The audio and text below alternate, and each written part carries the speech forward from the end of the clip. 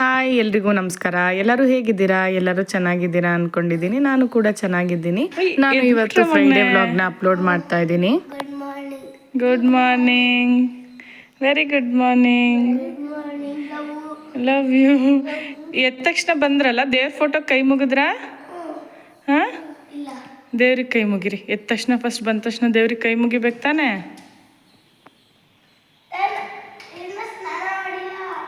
ಹೊರಗಡೆನೆ ನಿಂತ್ಕೊಂಡು ಬಲ್ಗಡೆ ಎದ್ರಾ? ಬಲ್ಗಡೆ ಎದ್ರಾ? ಬಲ್ಗಡೆ ಎದ್ದು ಬಂದ ತಕ್ಷಣ ಫಸ್ಟ್ ದೇವ್ರಿಗೆ ಕೈ ಮುಗಿಬೇಕಲ್ವಾ? ಹರ್ಷ, ಹೊರಗಡೆ ನಿಂತ್ಕೊಂಡು ಕೈ ಮುಗಿ ಮಗ್ನೆ ಸಾಕು. ನಾವಿವತ್ತು ನಮ್ಮ ಮನೆ ದೇವ್ರ ಟೆಂಪಲ್ಗೆ ಹೋಗೋಣ ಅಂತ ಹೇಳಿ ಬೆಳಿಗ್ಗೆನೆ ಬೇಗ ಎದ್ದು ಎಲ್ಲ ಕೆಲಸನೂ ಮುಗಿಸ್ಕೊಳ್ತಾ ಇದ್ದೆ. ಹಾಗೆ ನನ್ನ ಮಕ್ಕಳು ಕೂಡ ಎದ್ದು ದೇವ್ರಿಗೆ ಕೈ ಮುಗಿ ಅಂದ್ರೆ ನನ್ನ ಮಗ ಫುಲ್ ಈ ರೀತಿ ಹೇಳ್ತಾ ಇದ್ದ. ಬೇಗ ಬೇಗ. ಓಕೆ, ಆಯ್ತು ಮಗನ, ಹೋಗೋಣ. ಈಗೆಲ್ಲ ಬೇಗ ಬೇಗ ರೆಡಿ ಆಗೋಣ. ಓಕೆ, ಸ್ನಾನ ಮಾಡ್ಕೊಳ್ಳೋಣ. ನಮ್ಮ ಮನೆ ಟೆಂಪಲ್ ಓಪನ್ ಆಗೋದು ವೀಕ್ಲಿ ಒನ್ಸ್ ಫ್ರೈಡೆ ಮಾತ್ರನೇ. ಹಾಗಾಗಿ ನನ್ನ ಹಸ್ಬೆಂಡ್ ಕೂಡ ಇವತ್ತು ರಜಾ ಹಾಕಿದ್ರಲ್ಲ, ಹೋಗಿ ಬರೋಣ ಅಂತ ಹೇಳಿ ಎಲ್ಲರೂ ರೆಡಿ ಆಗ್ತಾ ಇದ್ವಿ. ಸ್ನಾನ ಆಯ್ತು, ಫ್ರೆಶಾ? ಮಕ್ಕಳು ಚಿಕ್ಕವರಿದ್ದಾಗಲೇ ನಾವು ಈ ರೀತಿ ಎಲ್ಲ ಪೂಜೆದೆಲ್ಲ ಹೇಳಿ ತಿಳಿಸ್ಕೊಡೋದ್ರಿಂದ ಅವರು ಒಂದು ದೈವಿಕ ಮನೋಭಾವನೆನ ಬೆಳೆಸ್ಕೊಳ್ತಾರೆ ಅಂತ ನನ್ನ ಅನುಭವ. ಅದಕ್ಕೋಸ್ಕರನೇ ಅವ್ರಿಗೆ ಯಾವಾಗ್ಲೂ ಬೆಳಗ್ಗೆ ಎದ್ದ ತಕ್ಷಣ ಬಲ್ಗಡೆ ಹೇಳೋದಾಗಿರ್ಬೋದು, ಎದ್ದ ತಕ್ಷಣ ದೇವ್ರ ಫೋಟೋ ನೋಡೋದಾಗಿರ್ಬೋದು, ಸ್ನಾನ ಮಾಡಿ ಬಂದ ತಕ್ಷಣ ದೇವ್ರಿಗೆ ಕೈ ಮುಗ್ದು ಕುಂಕುಮ ಹಚ್ಕೊಳ್ಳೋದನ್ನು ಎಲ್ಲನೂ ನಾನು ಹೇಳ್ಕೊಡ್ತಾ ಇರ್ತೀನಿ. ನಾನು ನನ್ನ ಎಲ್ಲ ಕೆಲಸಗಳನ್ನೂ ಮುಗಿಸ್ಕೊಂಡು ದೇವ್ರ ಪೂಜೆ ಮಾಡ್ಲಿಕ್ಕೆ ಎಲ್ಲನೂ ರೆಡಿ ಮಾಡಿದ್ದೆ. ಮನೆಯಲ್ಲಿ ನಾನೇ ಒಬ್ಳೇ ಇದ್ದಾಗ ನಾನೇ ಮಾಡ್ತೀನಿ. ಇವತ್ತೇನೋ ಹಸ್ಬೆಂಡ್ ಇದ್ರಲ್ಲ, ಅವ್ರು ಯಾವಾಗ ಬೆಳಿಗ್ಗೆನೆ ಬೇಗ 8:30ಗೆ ಹೊರಟೋಗ್ಬಿಡ್ತಾರೆ. ಅಷ್ಟೊತ್ತಿಗೆಲ್ಲ ರೆಡಿ ಮಾಡ್ಕೊಡೋಕ್ಕಾಗಲ್ಲ.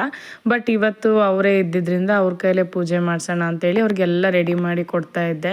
ನಾವು ನಂಬಿರೋ ದೇವರು ಅಂತ ಎಷ್ಟೇ ಇದ್ರೂ ಕೂಡ ಅದ್ರ ಜೊತೆಗೆ ಮನೆ ದೇವ್ರಿಗೂ ಕೂಡ ನಾವು ಅಷ್ಟೇ ಪ್ರಾಮುಖ್ಯತೆನ ಕೊಡಬೇಕಾಗತ್ತೆ. ನಮಗೆ ಮನೆ ದೇವ್ರ ದೇವಸ್ಥಾನ ತುಂಬ ದೂರ ಏನಿಲ್ಲ, ಬರೀ ಒಂದು 8 to 10 ಕಿಲೋಮೀಟರ್ಸ್ ಆಗುತ್ತೆ ಅಷ್ಟೇ. ಹಾಗಾಗಿ ನನ್ನ ಹಸ್ಬೆಂಡ್ಗೆ ಈ ಥರ ರಜಾ ಇದ್ದಾಗ, ಇಲ್ಲ ಅಂತಂದರೆ ನಮಗೆ ಏನಾದರೂ ಅಂದ್ಕೊಂಡಿರೋ ಕೆಲಸಗಳಾಗಬೇಕಾದಾಗ, ಏನಾದ್ರು ಒಂದು ಒಳ್ಳೆಯದು ಶುರು ಮಾಡಬೇಕಾದಾಗ ಈ ರೀತಿ ನಾವು ಟೆಂಪಲ್ಗೆ ಹೋಗೋದನ್ನ ರೂಢಿ ಮಾಡ್ಕೊಂಡಿದ್ದೀವಿ.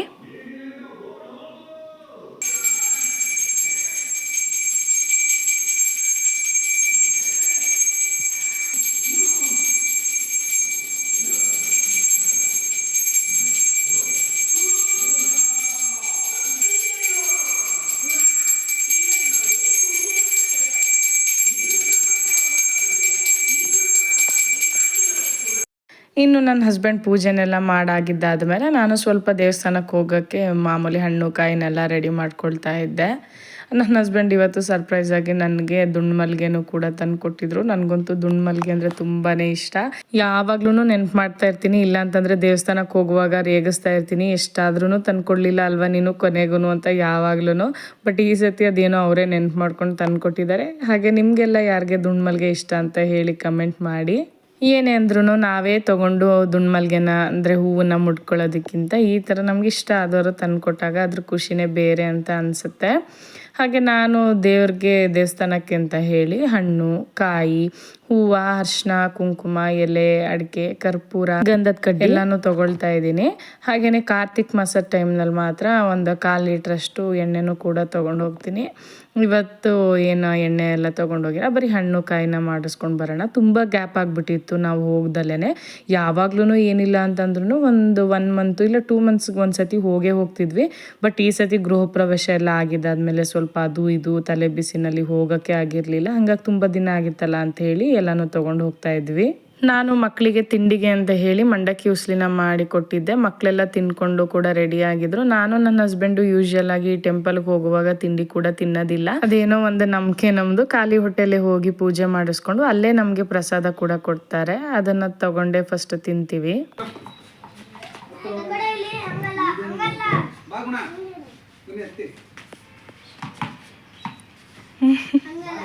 ಹತ್ತೋಗಿ ಮಗನೆ, ಟೈಮ್ ಆಯಿತು.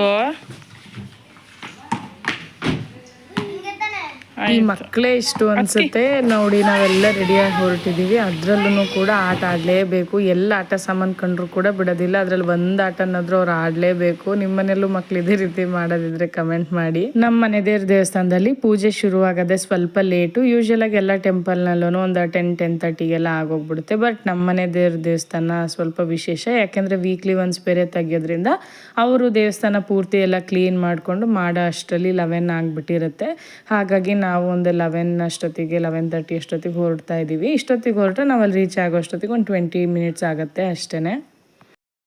ನಾವಿವತ್ತು ಫ್ರೈಡೇ ಟೆಂಪಲ್ಗೆ ಹೋಗ್ತಾ ಇರೋದಲ್ವಾ. ನೆಕ್ಸ್ಟ್ ಅಂದರೆ ಇವತ್ತು ಫ್ರೈಡೇ ಮತ್ತು ಸ್ಯಾಟರ್ಡೆ ಸಂಡೇ ಎಲ್ಲ ಕಂಟಿನ್ಯೂಸ್ ಹಾಲಿಡೇ ಬೇರೆ ಇತ್ತು. ಹಾಗಾಗಿ ಈ ರೋಡ್ನಲ್ಲಂತೂ ಎಷ್ಟು ಟ್ರಾಫಿಕ್ ಇತ್ತು ಅಂದರೆ ನೋಡಿ, ಹಾಗೇ ತೋರಿಸ್ತೀನಿ. ತುಂಬ ಅಂದ್ರೆ ತುಂಬ ಟ್ರಾಫಿಕ್ಕು. ನಮ್ಮದು KRS ರೋಡ್ ಅಲ್ಲಿ ಇರೋದು ಟೆಂಪಲ್ಲು. ಹಾಗಾಗಿ ಬೆಂಗಳೂರು ರೂಟ್ನವರೆಲ್ಲ ಇದೇ ರೂಟಲ್ಲಿ ಓಡಾಡ್ತಾ ಇದ್ದಾರೆ ಈಗ. ಹಾಗಾಗಿ ತುಂಬಾ ಟ್ರಾಫಿಕ್ ಇರುತ್ತೆ ಈಗ ಈ ರೋಡ್ಗಳಲ್ಲಿ. ಅದರಲ್ಲೂ ಬೆಂಗಳೂರು ಮಡಿಕೇರಿಗೆ ಓಡಾಡೋರು ತುಂಬಾ ಜಾಸ್ತಿ ಆಗಿದೆ. ವೆಕೇಷನ್ಗೆ ಅಂತ ಮಡಿಕೇರಿ ಕೂರ್ಗೆಲ್ಲ ಹೋಗೋದ್ರಿಂದ ಅಂತೂ ತುಂಬಾ ಟ್ರಾಫಿಕ್ಕು. ಮುಂಚೆ ಅಂತೂ ಈ ರೋಡಲ್ಲಿ ಕೇಳೋರೇ ಗೊತ್ತಿರಲಿಲ್ಲ ಅಂತ ಹೇಳ್ತೀನಿ ನಾನು. ಯಾಕೆಂದರೆ ಅಷ್ಟು ಓಡಾಡ್ತಾನೆ ಇದ್ದೀವಿ ನಾವು ಆಲ್ಮೋಸ್ಟ್ ಒಂದು 10 ಇಯರ್ಸಿಂದ. ಬಟ್ ಒಂದು ಟೈಮ್ನಲ್ಲೂ ಈ ರೀತಿ ಇರಲಿಲ್ಲ. ಈಗ ರೀಸೆಂಟಾಗಿ ಒಂದು ಕೋವಿಡ್ ಆದಮೇಲಿಂದ ಅಂತೂ ತುಂಬಾ ಟ್ರಾಫಿಕ್ ಇದೆ ಈ ರೋಡ್ಗಳಲ್ಲಿ.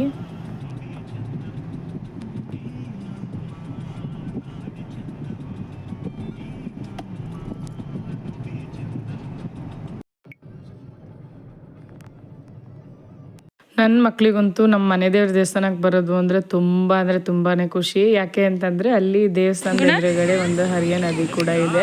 ಅದರಲ್ಲಿ ಯಾವಾಗಲೂ ಫಿಶ್ಗಳು, ಸಣ್ಣ ಟ್ಯಾಡ್ಪೋಲ್ಸ್ ಎಲ್ಲ ಓಡಾಡ್ತಾ ಇರುತ್ತೆ. ಅವ್ನು ಏನಂತಾನೆ ಅದನ್ನ ಫಿಶ್ ಮಮ್ಮಿ ಅಂತ ಹೆಸರಿಟ್ಬಿಟ್ಟಿದ್ದಾನೆ. ಖುಷಿನಾ? ಮೆತ್ತಿಗೆ ಮಗ್ನೆ ಜಾರುತ್ತೆ ಆಯ್ತಾ?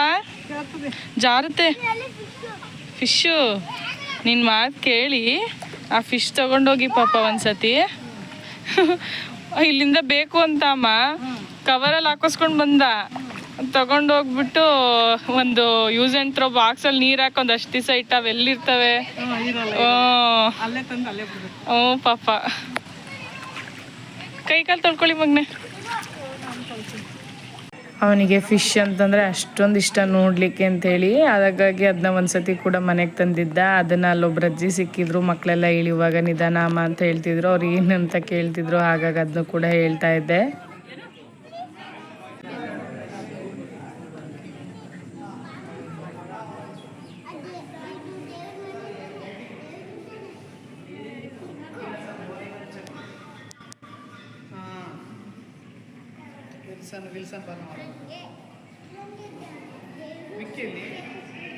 ನಾನು ಆಗಲೇ ಹೇಳ್ದಾಗೇ ಇಲ್ಲೇ ಪ್ರಸಾದನೂ ಕೂಡ ಕೊಡ್ತಾ ಇದ್ರು. ಹಾಗಾಗಿ ಅದೇ ಪ್ರಸಾದನ ನಾವು ಇಸ್ಕೊಳ್ತಾ ಇದ್ದೀವಿ.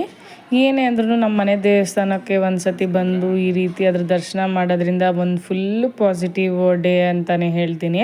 ಫುಲ್ಲು ಪಾಸಿಟಿವ್ ಎನರ್ಜಿ ಕೂಡ ನಮಗೆ ಸಿಗುತ್ತೆ. ತುಂಬ ಅಂದರೆ ತುಂಬಾ ನಂಬ್ತೀವಿ ನಾವು. ಯಾವುದೇ ದೇವ್ರನ್ನ ಮಾಡಿದ್ರು ಕೂಡ ಮನೆ ದೇವ್ರನ್ನ ಫಸ್ಟ್ ಪ್ರಿಫರೆನ್ಸಾಗಿ ಇಟ್ಕೊಂಡ್ರೆ ದೇವ್ರು ನಮ್ಮನ್ನು ಅಷ್ಟೇ ಚೆನ್ನಾಗಿ ಕಾಯುತ್ತೆ. ಯಾವುದೇ ಕಷ್ಟದ ಸಮಯದಲ್ಲಿದ್ದಾಗಲೂ ಕೂಡ ನಮ್ಮ ಮನೆ ದೇವ್ರ ಹೆಸರು ಹೇಳ್ಕೊಂಡ್ಬಿಟ್ರೆ ಎಲ್ಲನೂ ಪರಿಹಾರ ಆಗಿಬಿಡತ್ತೆ. ನಾವಂತೂ ನಾನು ನನ್ನ ಹಸ್ಬೆಂಡು ಯಾವಾಗಲೂ ನಮ್ಮ ದೇವ್ರ ಮನೆ ದೇವ್ರ ಹೆಸರನ್ನ ಜಪ ಮಾಡ್ತಾನೇ ಇರ್ತೀವಿ. ಏನು ಸಮಾಚಾರ? ಎಲ್ಲಿಗೋಗ್ತಾ ಇದ್ದೀವಿ ಈಗ?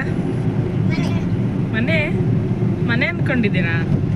ಇನ್ನು ಪೂಜೆ ಎಲ್ಲ ಮುಗಿಯೋ ಅಷ್ಟರಲ್ಲಿ 12:30 ಅಂದರೆ ಆಲ್ಮೋಸ್ಟ್ ಊಟ ಟೈಮ್ ಆಗಿಬಿಟ್ಟಿತ್ತು. ಬೆಳಿಗ್ಗೆನೂ ಕೂಡ ತಿಂಡಿ ತಿಂದಿರಲಿಲ್ಲ ಅಲ್ವಾ. ಬರೀ ಪ್ರಸಾದ ಅಲ್ಲಿ ಬೆಲ್ದನ್ನ ಸ್ವೀಟ್ ಕೊಟ್ಟಿದ್ರು. ಮತ್ತು ಮನೆಗೆ ಹೋಗಿ ಏನು ಊಟ ಮಾಡೋದು, ಇಲ್ಲಿ ಒಂದು ಮಿಲ್ಟ್ರಿ ಹೋಟ್ಲಿದೆ ಅಂತ ಹೇಳಿ ನನ್ನ ಹಸ್ಬೆಂಡ್ ಕರ್ಕೊಂಡೋಗಿದ್ರು. ಅವರಂತೂ ಫುಲ್ ನಾನ್ ವೆಜ್ ಪ್ರಿಯ ಅಲ್ವಾ.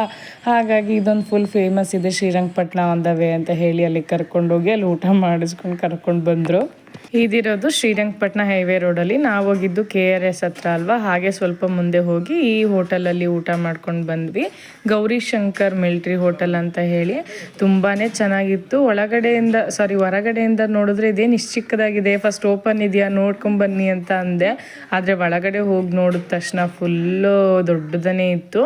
ಫುಲ್ ನಾಟಿ ಸ್ಟೈಲ್ ಫುಡ್ಡೇನೆ, ಯಾವುದೇ ರೀತಿ ಫ್ಯಾನ್ಸಿ ಇಲ್ಲ. ನಮಗಂತೂ ಯೂಶ್ವಲಾಗಿ ಇದೇ ರೀತಿ ಫುಡ್ ಇಷ್ಟ ಆಗುತ್ತೆ. ಹಾಗಾಗಿ ನಮಗಂತೂ ಇಷ್ಟ ಆಯಿತು. ಫ್ಯಾಮಿಲಿಗೆ ಅಂತ ಸಪ್ರೇಟು, ಹಾಗೆ ತುಂಬ ಆ್ಯಕ್ಚುಲಿ ಅಲ್ಲಿ ಜೆಂಟ್ಸ್ಗಳೇ ಇದ್ರು, ಅವ್ರಿಗೆ ಅಂತಲೇ ಸಪ್ರೇಟ್ ಇದೆ. ನೀವು ಯಾರಾದರೂ ಈ ಹೋಟೆಲ್ಗೆ ಹೋಗಿ ಊಟ ಮಾಡಿದರೆ ಹೇಗಿತ್ತು, ನಿಮ್ಗೆ ಯಾವ ರೀತಿ ಅನ್ನಿಸ್ತು ಅಂತ ಹೇಳಿ ಕಮೆಂಟ್ ಮಾಡಿ. ನನಗಂತೂ ತುಂಬಾ ಇಷ್ಟ ಆಯಿತು. ಏನಕ್ಕೆ ಅದು ತೆಗಿತಿರೋದು? ನಾನು ತಕ್ಕೊಂಡು ಕೂರ್ತೀನಿ. ಕೂರ್ತೀನಿ. ಯಾಕೆ?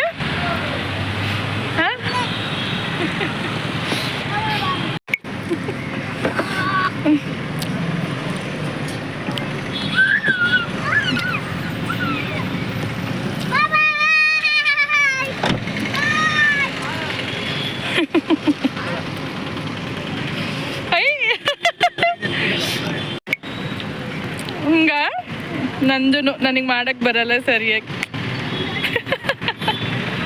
ನಾನು ಬಂದಾಗ ಕಾರಲ್ಲಿ ಫ್ರಂಟ್ ಸೀಟ್ ನನಗೆ ಓಪನ್ ಮಾಡ್ಕೊಡ್ತೀರಲ್ಲ, ಯಾಕೆ? ಸುಮ್ಮನೆನಾ? ನಾನು ತಕೊಂಡು ಕೂರ್ತೀನಲ್ಲ, ನೀವೇ ಯಾಕೆ ತಕ್ಕೊಡ್ಬೇಕು? ನಾವ್ ಯಾವಾಗೆ ಹೊರಗಡೆ ಹೋದ್ರು ಕೂಡ ಫ್ರಂಟ್ ಡೋರ್ನ ಯಾವಾಗ್ಲೂ ಓಪನ್ ಮಾಡಿ ನನಗೆ ಅಂತಾನೆ ಬಿಟ್ಬಿಡ್ತಾರೆ. ಏನಕ್ಕೆ ಮಕ್ಳು ಯಾವಾಗ್ಲೂ ಆತರ ನನಗೆ ತೆಗ್ದ್ಬಿಡ್ತೀರಾ ಅಂತ ಕೇಳಿದಕ್ಕೆ ಅವ್ರು ಏನಂತ ಆನ್ಸರ್ ಮಾಡಿದ್ರು ನೋಡಿ. ಯಾಕೆ? ರಾಣಿ ಮಮ್ಮಿನ ಅದಕ್ಕೆ ಹೇಳೋದು ಅನ್ಸುತ್ತೆ, ಅಡ್ವಾಂಟೇಜಸ್ ಆಫ್ 2 ಬಾಯ್ ಮಾಮ್ಸ್ ಅಂತ ಹೇಳಿ. ನಮ್ಮ ಮನೆಯಲ್ಲಿ ಹೆಣ್ಮಕ್ಳು ಯಾರು ಇಲ್ಲದೆ ಇರೋ ಕಾರಣ ನಮ್ಮ ಮನೇಲಿ ನಾನೇ ಎಲ್ಲಾನು. ನನ್ನ ಮಕ್ಕಳು ಅಷ್ಟೇ ಚೆನ್ನಾಗಿ ಖುಷಿಯಾಗಿ ಟ್ರೀಟ್ ಮಾಡ್ತಾರೆ. ಇನ್ನು ಅಲ್ಲೆಲ್ಲ ಮುಗಿಸ್ಕೊಂಡು ಹೊರಡೋ ಅಷ್ಟರಲ್ಲಿ ಒಂದು 2:30 ಆಗ್ಬಿಟ್ಟಿತ್ತು. ಹಾಗೆ ನಮಗೆ ಈಗ ದೂರ ಬೇರೆ ಬಂದ್ಬಿಟ್ಟಿದ್ವಿ, ಶ್ರೀರಂಗಪಟ್ಟಣದ ಹತ್ರ ತನಕ ಅಲ್ವಾ. ಹಾಗಾಗಿ ನಮಗೆ ರೀಚ್ ಆಗಲಿಕ್ಕೆ ಇನ್ನೂ ಒಂದು 1/2 an hour 45 minutes ಬೇಕಾಗಿತ್ತು. ಹಾಗಾಗಿ ಆನ್ ದ ವೇ ಕಬ್ಬಿನ ಹಾಲು ಕೂಡ ಇತ್ತು. ಮಕ್ಕಳು ಕುಡಿತೀನಿ ಅಂದ್ರು ಅಂತ ಹೇಳಿ ಮಕ್ಳಿಗೂ ಕುಡಿಸ್ತಾ ಇದ್ರು ನನ್ನ ಹಸ್ಬೆಂಡು. ಈ ಶ್ರೀರಂಗಪಟ್ಟಣ ಸೈಡ್ ಬಂದಾಗಂತೂ ಎಷ್ಟೇ ಹೊಟ್ಟೆ ತುಂಬಿದ್ರು ಕಬ್ಬಿನ ಹಾಲು ಮಾತ್ರ ಮಿಸ್ ಮಾಡಲ್ಲ ನನ್ನ ಹಸ್ಬೆಂಡು. ಮಕ್ಳು ಕೇಳದೆ ಹೋದ್ರು ಕೂಡ ನಿಲ್ಲಿಸ್ಬಿಟ್ಟು ಕುಡಿಸ್ತಾರೆ ನನಗೆ ಯಾವಾಗ್ಲೂ. ಆದರೆ ಮಕ್ಕಳು ಸರಿಯಾಗಿ ಊಟ ಮಾಡಿರಲಿಲ್ಲ ಬೇರೆ, ಅದಕ್ಕೋಸ್ಕರ ನಿಲ್ಲಿಸಿ ಕುಡಿಸ್ತಾ ಇದ್ರು. ನಾನು ಬೇಡ ಪಾಪು, ನನಗೆ ಊಟನೇ ಫುಲ್ ಆಗಿಬಿಟ್ಟಿದೆ, ಬೇಡ ಅಂದ್ರೂ ತಗೋ ಆಯಿತು ಸ್ವಲ್ಪ ಕುಡಿ ಅಂತ ನನಗೂ ಕೂಡ ತಂದು ಕೊಟ್ಟರು. ನಾನೊಂದು 1/2 cup ಅಷ್ಟು ಕುಡ್ದು ಮನೆಗೆ ಬಂದ್ವಿ, ರೆಸ್ಟ್ ಮಾಡಿಬಿಟ್ವಿ. ಇನ್ನು ಈವ್ನಿಂಗು ನಾವು ಆ್ಯಕ್ಚುಲಿ ಲಾಸ್ಟ್ ಒಂದು 20 days ಬ್ಯಾಕೇನೆ ಕರ್ಟನ್ಸ್ಗೆ ಆರ್ಡರ್ನ ಕೊಟ್ಟಿದ್ವಿ. ಏಕೆಂದರೆ ನಮ್ಮದು ಇರೋ ವಿಂಡೋ ಸೈಜಿಗೆ ನಮಗೆ ನಾರ್ಮಲ್ ಕರ್ಟನ್ಸ್ ಆಗೋದಿಲ್ಲ, ಮತ್ತು ನಮಗೆ ಪರ್ಟಿಕ್ಯುಲರ್ ಕಸ್ಟಮೈಸ್ಡೇ ಬೇಕಾಗಿತ್ತು ಈ ವಿಂಡೋಗೆ. ಹಾಗಾಗಿ ಒಂದು 20 days ಬ್ಯಾಕೇನೆ ಆರ್ಡರ್ ಕೊಟ್ಟು ಬಂದಿದ್ವಿ. ಅದನ್ನು ಕೂಡ ಇವತ್ತು ಬಂದು ಇನ್ಸ್ಟಾಲ್ ಮಾಡ್ತಾಯಿದ್ರು. ನಾವು ಯಾವುದೇ ವಿಷಯಕ್ಕೂ ಕೂಡ ಆ ಥರ ಮಾಡೋಕ್ಕೆ ಹೋಗಬಾರ್ದು. ಸಮಯ ಬಂದಾಗ ಎಲ್ಲನೂ ಒಳ್ಳೆ ರೀತಿಲಿ ಆಗತ್ತೆ ಅಂತ ನಾನು ಅಂದ್ಕೊಂಡಿದ್ದೀನಿ. ಹಾಗಾಗಿ ಇವತ್ತು ನಮ್ಮ ಮನೆಗೂ ಕೂಡ ಒಳ್ಳೆ ದಿನನೇ, ನಮ್ಮ ಮನೆ ದೇವ್ರ ದಿವಸನೇ ಕರ್ಟನ್ಸ್ನು ಕೂಡ ಬಂದು ಇನ್ಸ್ಟಾಲ್ ಮಾಡಿದ್ರು. ನನಗಂತೂ ತುಂಬಾ ಖುಷಿ ಆಯಿತು. ಆಲ್ಮೋಸ್ಟ್ ಒಂದು 6 months ಆದಮೇಲೆ ನಮ್ಮದು ಈ ವಿಂಡೋಗೆ ಕರ್ಟನ್ ಬಂತು ಗೃಹ ಪ್ರವೇಶ ಆಗಿ. ಇಲ್ಲಿಗೆ ನಂದು ಇವತ್ತಿನ ವ್ಲಾಗ್ನ ಎಂಡ್ ಮಾಡ್ತಾ ಇದ್ದೀನಿ. ನಿಮ್ಗೆ ಈ ವ್ಲಾಗ್ ಬಗ್ಗೆ ಹೇಗೆ ಅನ್ನಿಸ್ತು ಅಂತ ಹೇಳಿ ಕಮೆಂಟ್ ಮಾಡಿ. ಹಾಗೆ ನನ್ನ ಚಾನಲ್ನ ಇನ್ನೂ ಯಾರೇ ಸಬ್ಸ್ಕ್ರೈಬ್ ಮಾಡ್ಕೊಂಡಿಲ್ವೋ ಪ್ಲೀಸ್ ಸಬ್ಸ್ಕ್ರೈಬ್ ಮಾಡಿಕೊಂಡು ವಾಚ್ ಮಾಡಿ. ಮತ್ತೆ ಮುಂದಿನ ವ್ಲಾಗ್ ಜೊತೆಗೆ ಸಿಗ್ತೀನಿ. Thank you so much for watching. Take care, bye.